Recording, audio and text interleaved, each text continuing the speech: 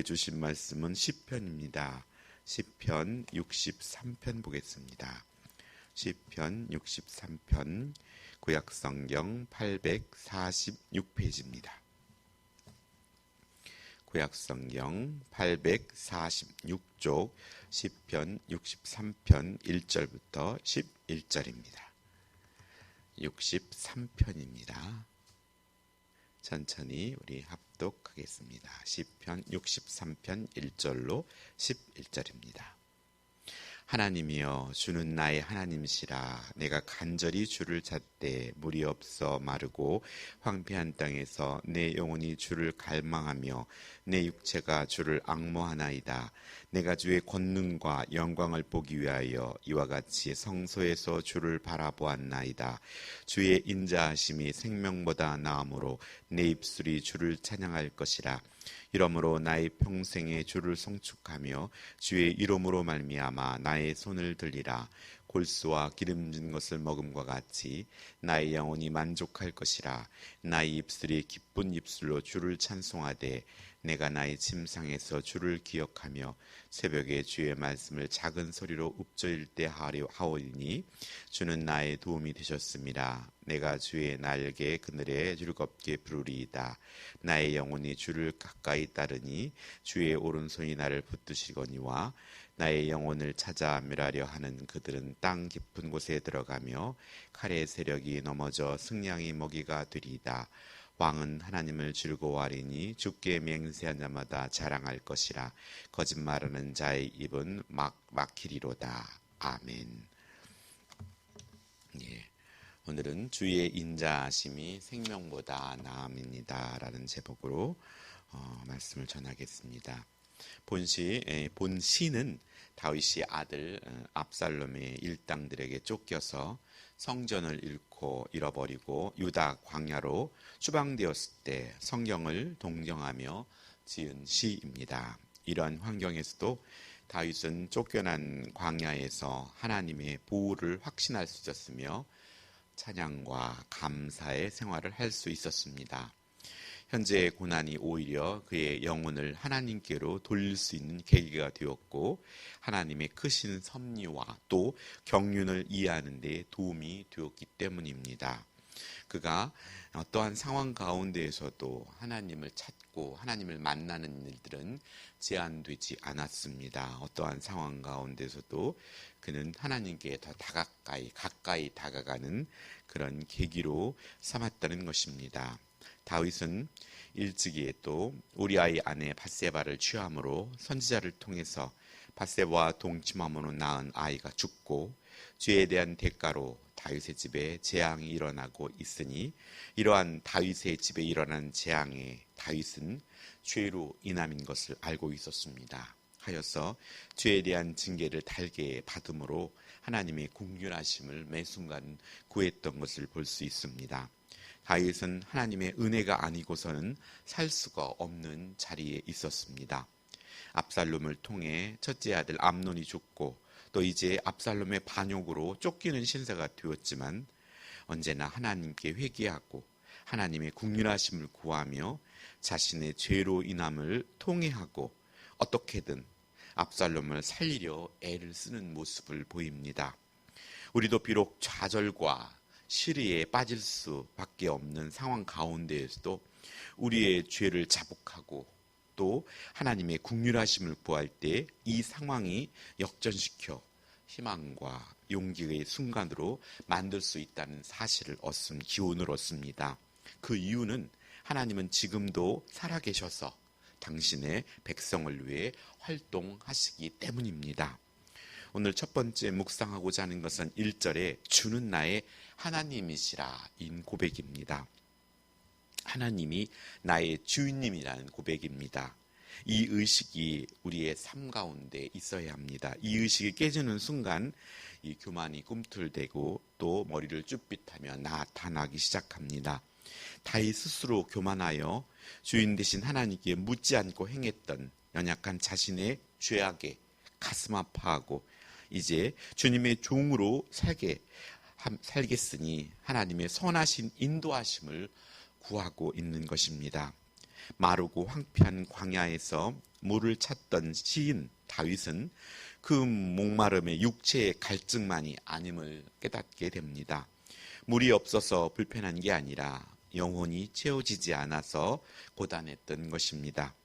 주의 권능과 영광을 마주하던 성전과 성소는 오늘 없지만 광야에는 없습니다. 그는 간절히 주를 찾고 육체와 영혼을 다시 주를 앙모합니다. 이 앙모한다는 것은 얼굴이 수척해질 정도로 심히 갈망하는 상태를 말합니다. 그렇게 찾고 또 바라보고 담은 하나님이 바로 다윗에게 있어서 다윗이 경험한 나의 하나님이었습니다. 성전에서는 하나님을 공경하는 환경이 갖추어져 있어서 예배자의 모습으로 보이기 쉽습니다. 하지만 광야는 물과 음식이 없고 맹수와 고독과 죽음이 있는 약육강식의 경쟁의 공간입니다. 우리는 다윗의 길을 택할 것인지 아니면 사울의 길을 택할 것인지 결정해야 하는 공간입니다. 성전에서 예배자로 사는 것보다 광야에서 예배자로 사는 것은 훨씬 힘든 법입니다. 그렇기 때문에 오늘 우리들은 주일 예배를 통해서 또 주일 성수를 통해서 공예배를 통해서 예배자의 삶이 훈련되지 않는 사람은 광야 같은 세상에서 하나님을 찾기보다 원망과 불평으로 또 사람을 두려워하는 사울의 길을 선택하기 쉽습니다. 하지만 다윗은 내 영혼이 주를 갈망하며 내 육체가 주를 앙모한다고 표현합니다. 오늘 코로나 전염병 상황 속에서도 우리가 갖고 있는 환경과 여건과 이것의 두려움보다도 오늘 다윗이 내 영혼이 주를 갈망하며 내 육체가 주를 앙모한다는 말씀처럼 주님께 더욱더 집중하는 그런 은혜가 있기를 원합니다. 그 이유는 하나님과 긴밀한 교제를 원했기 때문입니다. 하나님과 만난 자마다 변화를 받았고 하나님의 온전한 성품을 닮을 수 있다는 것입니다. 오늘 우리들의 마음에 우리의 영혼에 그리스도의 성품을 담고 우리가 예수님의 성품으로 변화되고 성숙해져야 합니다. 그의 온유하고 겸손한 성품이 우리의 삶에 담겨져야 한다는 것입니다. 하여서 그럴 때 오늘 우리는 하나님이 주시는 진정한 평화를 맛볼 수 있습니다. 오늘도 우리가 묵상 중에 간절히 갈망하고 기다리고 또 찾아야 할 하나님은 성경 속의 영웅이 아니고 또 누군가에게 들은 하나님이 아닌 내가 말씀에 순종함으로 경험한 나의 하나님이여 하는 것입니다. 하나님의 인자가 자기 생명보다 소중하게 여겨지기에 그분을 찬양한다고 말씀합니다. 이것은 하나님의 은총 속에서 죽는 것이 그의 분노 아래서 사는 것보다 훨씬 낫다는 깊은 의미입니다. 하나님을 개인적으로 만난 사람은 어떠한 상황 가운데에서도 하나님을 찾게 되고 하나님을 찬양하게 되는 것입니다. 한순간의 감정으로 찬양하는 것도 때론 필요하지만 다윗은 생명을 다하는 순간까지 그분을 찬양하겠다고 말합니다. 즉 진정한 찬양은 소리만이 아닌 맡겨진 책임을 삶으로 감당해 나가는 그것이 온몸으로 드리는 찬양인 것입니다. 다윗은 주의 이름 때문에 손을 들어 찬양한다고 말씀합니다. 오늘 우리에게 주신 예수의 이름은 그가 자기 백성의 그들의 죄에서 구원할 자이십니다. 이 이름으로 우리에게 없던 생명이 있게 하셨습니다. 오늘 우리는 그 예수 그리스도의 이름을 믿으시고 오늘 우리의 삶도 손을 들어 하나님을 찬양하는 복된 날이 되길 원합니다. 두 번째 묵상하고자 하는 것은 6절에 침상에서 주를 기억하며 새벽에 주를 묵상한다는 것입니다. 나의 도움이시라는 것입니다.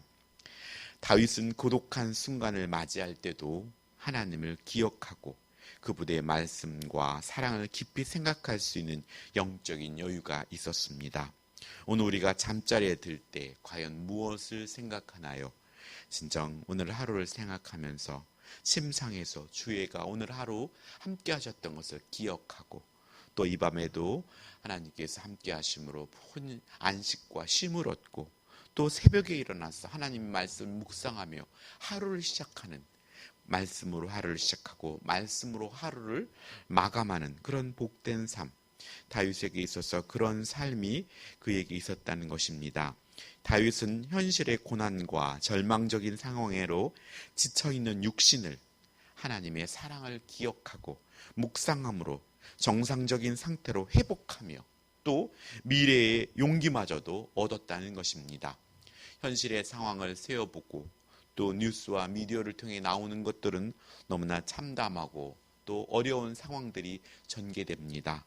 어떡하나 이 상황이 언제 해결되나, 이렇게 이 세상 속에 지쳐있는 우리의 영혼들이 하나님을 기억하고 말씀을 묵상하고 읊조릴 때 다시 한번 우리의 하나님이 주신 용기와 쉼과 또 회복의 역사들을 통하여 다시 한번 힘을 얻고 이 땅의 빛으로 소금의 역할을 감당해내는 회복의 역사가 일어날 것입니다.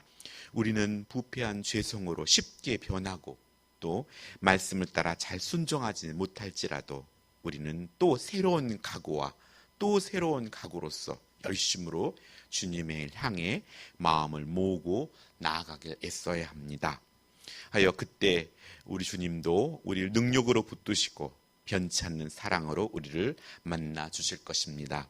목마름과 배고픔 속에서도 하나님은 최상의 음식인 골수와 기름진 것을 먹음보다도 더 큰 만족을 주시고 하나님의 오른손을 붙잡으시리니 오늘 우리는 붙잡고 따라가면 되는 것입니다. 왕궁에서 광야로 쫓겨난 다윗은 모든 상황이 바로잡히길 간구했습니다. 광야에서 드린 찬양의 맹세가 왕궁에서 이어질 거라 확신합니다. 다윗은 이를 무력으로 해결하는 것이 아니라 하나님께 매달립니다. 나의 힘과 나의 지혜가 아니라 그걸 내려놓고 하나님께 매달립니다. 자신이 원하는 방법이 아닌 하나님이 원하시는 공의로운 판단으로 그들을 정지하길 원하고, 또 다윗은 이스라엘의 대표자로서 왕으로서 하나님께 의뢰하고 즐거워하는 것이 자신이 맡은 소임으로 알았다는 것입니다. 오늘 우리는 주님께서 왕 같은 제사장으로 우리를 삼아 주셨다 합니다. 오늘 우리의 밟는 그 땅, 그 속에 왕 같은 제사장의 소임을 우리는 또한 감당해야 합니다. 우리에게 주셨던 하나님의 자녀로서의 정체성을 잊지 않고 오늘 하루도 그 소임을 감당하길 애써야 합니다. 다윗은 약속의 하나님을 의지하며 주로 맹세한 자가 끝내 승리를 거두고 자랑하게 될 것을 믿었고, 대적자들은 하나님께서 막으시고 영원하게 침묵하게 하실 것을 믿었습니다. 그렇기 때문에 광야 가운데 쫓겨날지라도 그는 영적인 여유를 가질 수 있었습니다. 영원한 왕이신 예수님의 재림 때 나타날 일을 예표하는 것으로 주님의 재림 때에도 승리를 환호하며 그의 대적자들은 영원한 침묵에 빠지게 될 것입니다.